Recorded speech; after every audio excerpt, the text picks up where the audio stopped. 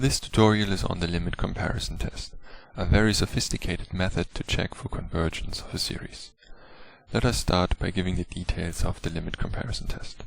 Suppose we have given two sequences an and bn with positive terms. Furthermore, we suppose that the limit, as n tends to infinity, of the fraction of an over bn exists, and we call this limit L. Note that L is a number greater or equal to 0, which may also include infinity. Now if L is less than infinity and the series over the sequence bn converges, then the series over the sequence an also converges. On the other hand, if L is greater than 0 and the series over bn diverges to infinity, then so does the series over an. That means, if this limit exists, then under small restrictions, the series over the sequence an behaves the same as the series over bn. That means if we understand one series, we understand the other. Let us consider the following example. We take the series over the sequence 1 over 1 plus square root of n. Then our sequence elements are positive. For the limit comparison test to work, we need to pick an appropriate series for the comparison. First, we observe that for large n, the denominator of an is dominated by square root of n. At the same time, the numerator remains unchanged. That means that the sequence an behaves similar to the sequence 1 over square root of n. Next, we investigate about the limit of the given sequence divided by the chosen sequence. Simplifying this, we obtain the limit of square root of n over 1 plus square root of n. Dividing both the numerator and the denominator by square root of n, we obtain the limit of 1 over square root of n plus 1.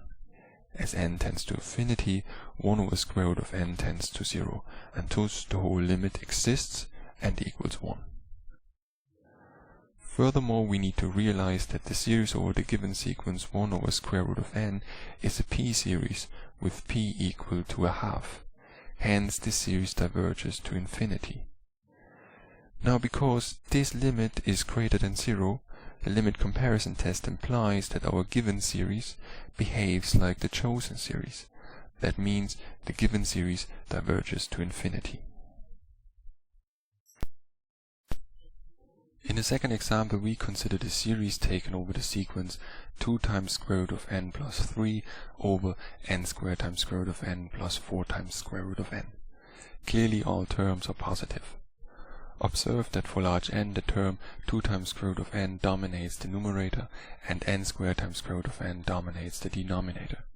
That means an behaves very similar to 2 times square root of n divided by n squared times square root of n, which simplifies to 2 over n squared. Next, the limit of an over bn becomes the limit of an times the inverse of bn, which is n squared over 2. A simple multiplication of fractions gives us the following. Note that the highest power of n in the denominator is n squared times square root of n. Dividing both numerator and denominator by this highest power, we obtain the limit of 2 plus 3 over square root of n divided by 2 plus 8 over n squared. Now, as n tends to infinity, these two terms will tend towards 0. Hence, the whole limit exists and equals 2 over 2, which is 1. That means the limit of an over bn exists and is finite. Furthermore, we observe that the series over bn is a p-series where p equals 2. In particular, it converges. Now the limit comparison test implies that our given series converges as well.